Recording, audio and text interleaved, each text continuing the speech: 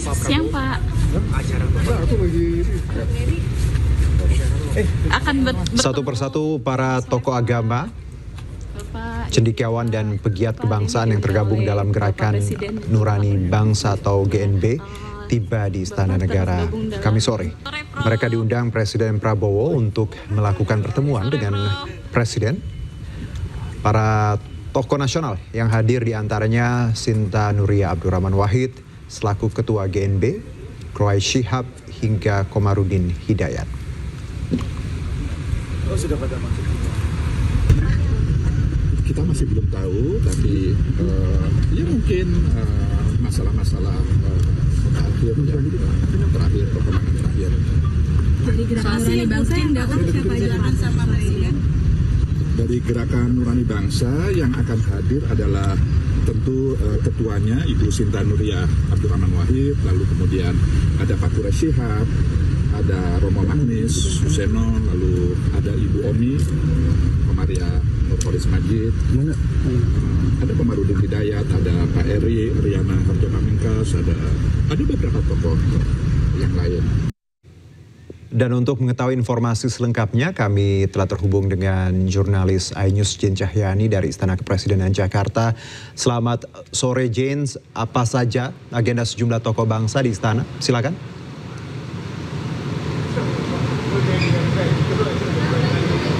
Selamat sore Juno dan juga pemirsa. Ya, kalau tadi kami perhatikan memang satu persatu tokoh bangsa yang tergabung dalam Gerakan Nurani Bangsa atau GNB yang pada sore hari ini diundang oleh Presiden Prabowo Subianto untuk melakukan dialog sudah masuk semua ke dalam Istana Negara.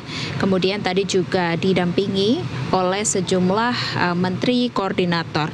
Nah, untuk yang akan dibahas pada sore hari ini di dalam Istana Negara ini tadi belum ada yang menyampaikan secara pasti apa saja yang akan dibahas, namun yang pasti tentu saja dari Presiden Prabowo Subianto sendiri mengundang para tokoh agama yang tergabung dalam Gerakan Nurani Bangsa ini untuk membicarakan atau membahas isu-isu terkini di Indonesia.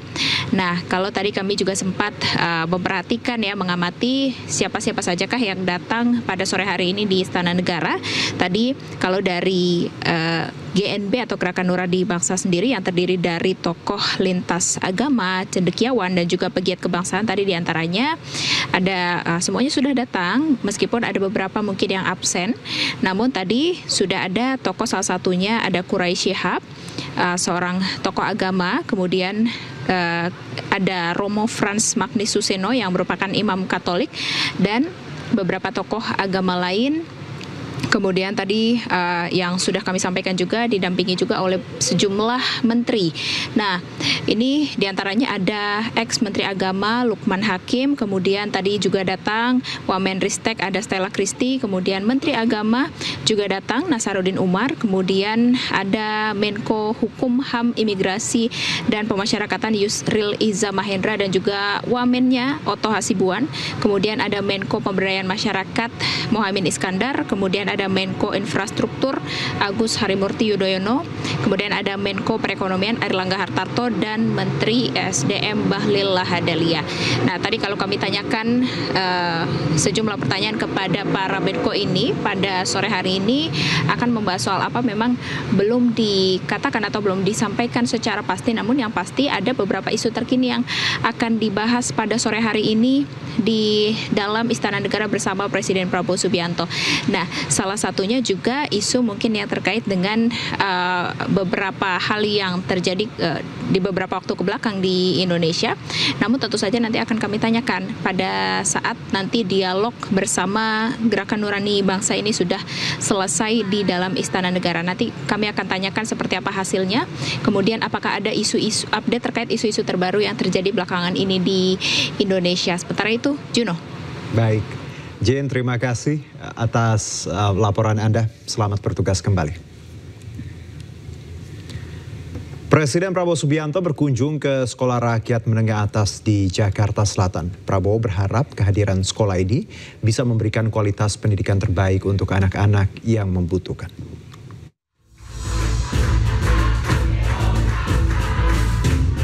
Presiden Prabowo Subianto meninjau sekolah rakyat didampingi oleh Sekretaris Kabinet Teddy Indrawijaya, Menteri Sosial Saifullah Yusuf, dan Muhammad Nuh.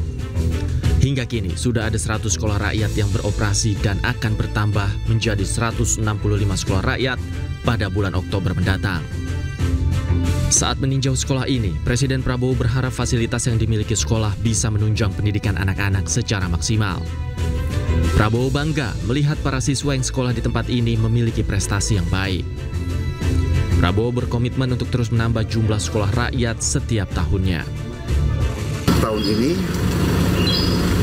kita harapkan 330.000 sekolah akan dapat. November 10 saya dapat laporan, November 10 100.000 sekolah akan dapat. Sekarang baru 10.000. 100.000 November 10. Tahun depan kita tambah satu sekolah 3 layar. Idealnya nanti satu kelas 1 layar. Pemerintah berkomitmen menambah sekolah rakyat dengan target 500 sekolah rakyat setiap tahunnya. Dari Jakarta, Tim Liputan iNews melaporkan. Sekolah Rakyat Menengah Atas 10 Margaguna Jakarta Selatan resmi beroperasi hari ini dengan jumlah siswa 100 orang. Seperti apa kegiatan siswa Sekolah Rakyat Menengah Atas 10 Jakarta Selatan? Kita simak laporan Aniksa Rizkia dari Sekolah Rakyat Menengah Atas 10 Jakarta Selatan. Presiden Prabowo Subianto melakukan kunjungan perdana ke sekolah rakyat, yaitu di Sekolah Rakyat Menengah Atas 10 Jakarta Selatan. Dan di tempat saya melaporkan saat ini merupakan kelas 10-1. Satu kelas ini diisi oleh 25 orang, di mana suasananya terlihat seperti sekolah pada umumnya. Namun yang berbeda, ini terlihat dari seragam yang mereka kenakan, pemirsa. Mereka setiap harinya ini harus mengikuti mata pelajaran yang sudah dijadwalkan, dan selain itu juga mereka mendapatkan program khusus seperti ekstrakurikuler, penguatan karakter, dan juga ada deep learning. Saya akan mencoba mewawancarai salah satu siswa yang ada di sini. Permisi Bu, mohon izin, saya mau bertemu dengan salah satu siswa di sini. Fatan, bisa ikut Kak Anissa? Baik, nah ini pemirsa salah satu siswa yang ada di kelas 10-1. Ini merupakan salah satu siswa. Bagaimana sekolah di sekolah rakyat ini? Sudah berapa lama dan apa kesannya? Saya sudah lama di sini selama 2,5 bulan. Kesan-kesan saya di sini sangat enak lah dibilangnya. Untuk guru-gurunya sendiri gimana pengajarannya? Apakah nggak kangen nih sama orang rumah karena udah 2,5 bulan juga kan sekolah? Saya juga kangen sama lingkungan rumah, sama ya keluarga juga gitu. Selama 2,5 bulan, apa saja jadwal yang diberikan oleh pihak sekolah? Lumayan banyak. Bangun pagi jam berapa? Bangun paginya jam 4 pagi, terus siap-siap mandi, jam habis olahraga, terus siap-siap untuk berangkat sekolah. Kemudian nanti selesai sekolah jam berapa? Kemudian jam makannya ini kan ada makan bersama juga. Jam makan ada jam makan siang, terus sama malam, ya dari pagi, siang, malam lah pokoknya. Oke, baik. Nah, kalau kamu nih suka pelajaran apa di Sekolah Merdeka ini? Paling favorit? Dibilangnya itu ada ekonomi sama kimia. Oke. Nah, selain ada 2 pelajaran favorit, apa sih seragam yang paling favorit kamu kenakan? Karena ada banyak seragam nih ya. Seragam yang merah putih ini yang saya pakai. Nah, boleh dijelasin nih apa aja sih atribut yang dikenakan? Ya ada badge sama namanya, dasi, sama lambang SR-nya, sama baret. Nah, setiap hari kalian mencuci sendiri kah atau bagaimana ini? Iya, saya menyuci sendiri. Kemudian ada berapa seragam yang diberikan? Ada 8. Ada 8. Iya.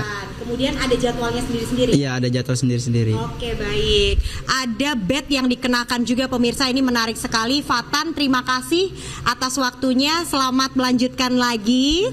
Dan itu tadi perbincangan saya bersama dengan seorang murid di sekolah rakyat yang memang cukup berbeda begitu ya dibandingkan sekolah pada umumnya. Mereka ini selain diberikan fasilitas asrama juga diberikan seragam dengan mengenakan baret berwarna merah dan juga ada badge di pundak kanan kiri mereka. Dan tentunya mereka kurang lebih sudah 2,5 bulan mengikuti pelajaran, mengikuti kegiatan di sekolah rakyat yang diselenggarakan tentunya di wilayah Jakarta Selatan ini. Dari Jakarta Selatan, Anissa Rizkia, Prio, dan Rama Romadona, iNews melaporkan. Kita ke informasi lainnya, pemirsa, sejumlah nama muncul dalam bursa calon Menteri Pemuda dan Olahraga yang saat ini masih kosong. Nama tersebut mulai dari Raffi Ahmad hingga pebalap internasional Moreno Suprapto. Menteri Pemuda dan Olahraga. Siapa pengganti Dito Aryo Tejo untuk menjadi Menteri Pemuda dan Olahraga masih menjadi misteri. Namun sejumlah nama muncul untuk mengisi kekosongan Menpora di Kabinet Merah Putih. Yang pertama ada Raffi Ahmad. Saat ini Raffi menjabat sebagai utusan khusus Presiden bidang pembinaan generasi muda dan pekerja seni. Selain itu, Raffi sebagai pemilik klub Rans Nusantara. Calon Menpora lain yakni berasal dari Partai Golkar, Putri Komarudin. Saat ini Putri merupakan anggota Komisi 11 DPR RI. Nama Menpora Taufik Hidayat juga masuk dalam bursa calon Menpora baru. Taufik Hidayat ini merupakan legenda bulu tangkis Indonesia. Selain Taufik, ada nama Moreno Suprapto. Pebalap internasional ini sekarang berada di Komisi 12 DPR RI. Sebelumnya, Menteri Sekretaris Negara Prasetyo Hadi menyatakan Menpora baru belum dilantik karena berada di luar kota dan akan mengikuti jadwal pelantikan selanjutnya.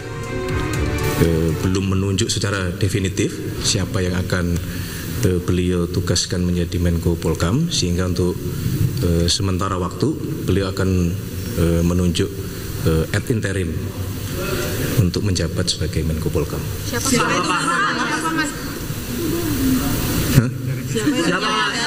Tunggu nanti diumumkan.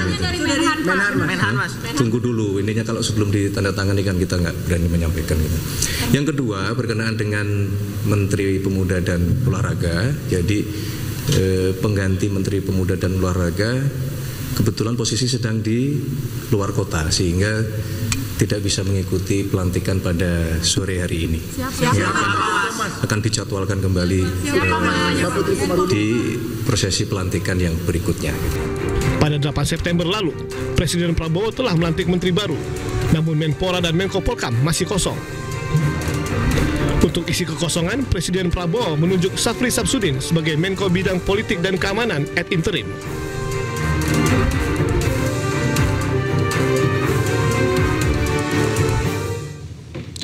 Pemirsa, keponakan Presiden Prabowo sekaligus Wakil Ketua Komisi 7 DPR RI Rahayu Saraswati mengundurkan diri sebagai anggota DPR. Juga mengusulkan kepada pemerintah untuk dapat menegosiasikan agar pemerintah Arab Saudi dapat... Rahayu menyampaikan permohonan maaf juga terima kasih atas dukungan yang telah diberikan oleh konstituen di daerah pemilihan Jakarta Utara, Jakarta Barat hingga Kepulauan Seribu. Keponakan Presiden Prabowo ini mengungkapkan keputusan yang mundur dari DPR terkait pernyataannya dalam podcast Februari 2025 lalu. Podcast ini dipotong dan diviralkan pada Agustus 2025. Hiking, diving di Myanmar. Kami apresiasi. Mulai dari kira-kira 2 minggu sebelum 17 Agustus, ada pernyataan saya dari sebuah podcast yang ditayangkan di YouTube pada tanggal 28 Februari 2025 atau 6 bulan yang lalu, yang dijadikan bahan untuk menyakiti hati rakyat. Podcast itu adalah on the record di Antara TV Indonesia dan berjudul Rahayu Saraswati Kupas Isu Perempuan hingga Kolaborasi Ekonomi Kreatif. Saya berbicara dengan pembawa acara selama 42 menit lebih tentang berbagai isu. Bagi masyarakat yang ingin mengetahui apa saja yang saya sampaikan secara menyeluruh, silahkan menonton agar mendapatkan konteks dari apa yang saya sampaikan. Kesalahan sepenuhnya ada di saya. Oleh sebab itu, melalui pesan ini, saya ucapkan permohonan maaf yang sebesar-besarnya atas ucapan dan kesalahan saya.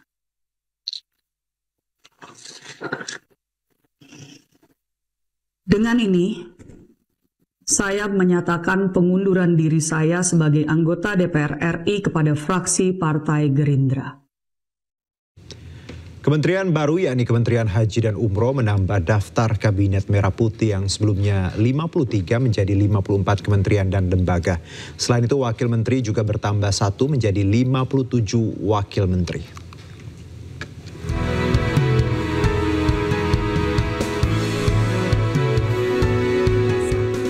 Presiden Prabowo Subianto baru-baru ini menambah 1 kementerian baru di Kabinet Merah Putih, yakni Kementerian Haji dan Umroh.